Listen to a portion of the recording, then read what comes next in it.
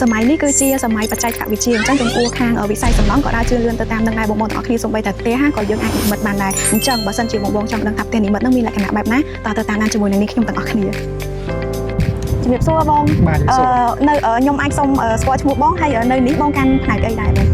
បាទខ្ញុំបាទឈ្មោះខាសេរីទូទីរបស់ខ្ញុំនៅក្នុងរោងចក្រនេះគឺកាន់ខាង production នៅក្នុងរោងចក្រនៅទៅប៉ុណ្ណឹងចាអញ្ចឹងនៅនេះបងកាន់ខាង production ហើយខ្ញុំដូចជាបានដឹងខ្លះៗដែរបងពីខាងរោងចក្រហើយខ្ញុំចង់ដឹងថានៅនេះផ្ទះបង្គំយើងផលិតប្រភេទផ្ទះបង្គំអញ្ចឹងណាបងធ្វើឲ្យយកទៅផ្គុំហើយផលិតចេញជាផ្ទះប៉ុន្តែខ្ញុំចង់ដឹងថារយៈពេលតាំងពីយើងចាប់ផ្ដើមធ្វើរហូតទៅដល់ភ្ញៀវគាត់កាន់សោចូលនៅហ្មងណាតែជារយៈពេលប៉ុន្មានខែដែរសម្រាប់ការសាងសង់នេះទី1យើងត្រូវផលិតនៅក្នុងរោងចក្រទី2ត្រូវតម្លើងនៅការដ្ឋានជាក់ស្ដែងចាបងអញ្ចឹងរយៈពេលដំបូងការផលិតនៅរោងចក្រតាមរយៈពេលតែ15ថ្ងៃទេហើយបន្ទាប់មកយកទៅតម្លើងនៅការដ្ឋានជាក់ស្ដែងវាចំណាយពេលក្នុង2ខែកន្លះហើយឬក៏កាន់សោទៅនៅបានចាអញ្ចឹងយើងនិយាយយ៉ាងយូរ2ខែកន្លះទៅ3ខែណាបងហ្នឹងហើយចាអញ្ចឹងបងអាចនាំខ្ញុំទៅមើលពីសង្វាក់នៃការផលិតផ្ទះបង្គំហ្នឹងនៅខាងក្នុងរោងចក្រតិចបានអត់បងអូខេបងអញ្ចឹងយើងទៅខាងក្នុងបន្តគ្ន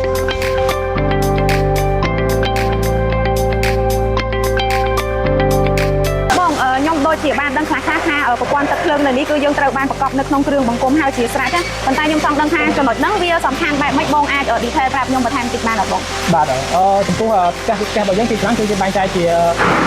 ប្លង់ទឹកភ្លើងហើយនិងប្លង់ structure និងប្លង់ report អញ្ចឹងជាក់ស្ដែងឥឡូវនេះយើងធ្វើប្លង់ structure ក្នុងព្រឹងរូបនេះជាមួយនឹងប្លង់ទឹកភ្លើងគឺទៅតំណែងទៅបងអញ្ចឹងរោងចក្ររបស់យើងគឺយើងមានប្រកបជាប្រភេទប្រយោព្រីភ្លើងស្រាប់ជាប្រភេទប្រយោដែលសម្រាប់តាមបន្ទប់ទឹកគឺយើងមានស្រាប់យកបញ្ជាក់យើងប្រាប់ដែរអញ្ចឹងសរុបជារួមមកគឺទាំងគ្រឿងបង្គំទាំងប្រយោទឹកប្រយោភ្លើងគឺយើងប្រកបហើយជាស្រេចតែតែតែដល់ចំណុចកញ្ចក់គឺយើងគ្រាន់តែយកវាទៅតម្លើងហើយយើងតចំណុចពីជាប់គ្នាគឺជាការស្រេចវាងាយស្រួលជាងយើងធ្វើធម្មតាចាវាខុសគ្នាពីផ្ទះដែលយើងសាងសង់នៅការដ្ឋានផ្ទាល់ជាទូទៅហ្មងនៅនេះយើងប្រកបហើយស្រាប់ហ្មងនេះពិសេសហ្មងបាទយើងមិនបាច់ហាត់ទៅកាត់ជាងដើម្បីមកដាក់ហ្គេនដាក់អីទេចាប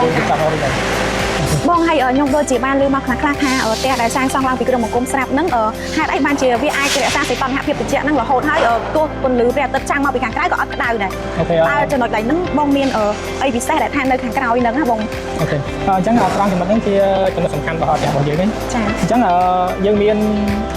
ឧទាហរណ៍មួយដែលយើងធ្វើតម្លើងជាអំពូលដើម្បីដើរតួជាកម្ដៅព្រះអាទិត្យអញ្ចឹងទៅពេលដែលយើងបិទវា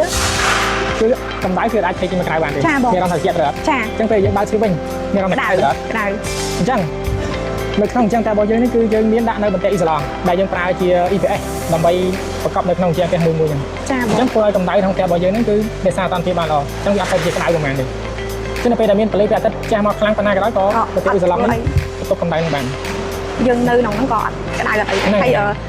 យនៅពេលដែលយើងបើកផ្សិនតិចអីនៅខាងក្នុងក៏ចំហាយតិចហ្នឹងអត់ធៀបទៅខាងក្រៅអីដែរហ្នឹងហើយបង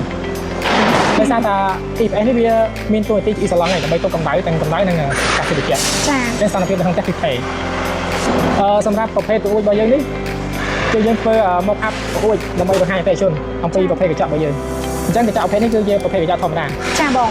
ពលឺដែលជះមកពីខាងក្នុងធ្វើឲ្យយើងមានអារម្មណ៍ក្តៅនៅពេលយើងបិទប្រួយទៅក៏នៅតែក្តៅដូចគ្នាបង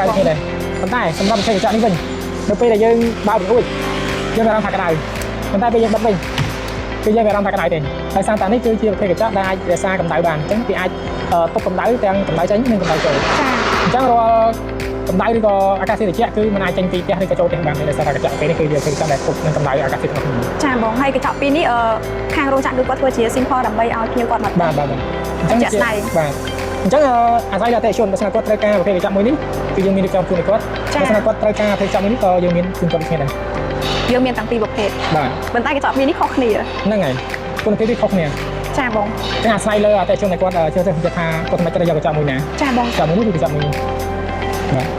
គុណភាពបែបហ្នឹងសន្សំសំចៃពេលវេលានិងថវិកាបែបហ្នឹងហើយបើសិនជាយើងប្រៀបធៀបទៅជាមួយនឹងផ្ទះដែលយើងសាងសង់នៅខាងក្រៅបងគឺមានតម្លៃខ្ពស់ជាទីបំផុតហើយហេតុអីបានជាបងប្អូនអត់ជ្រើសរើសសាងសង់ជាមួយនឹងផ្ទះនិមិត្តមួយនេះបងទាំងអស់គ្នា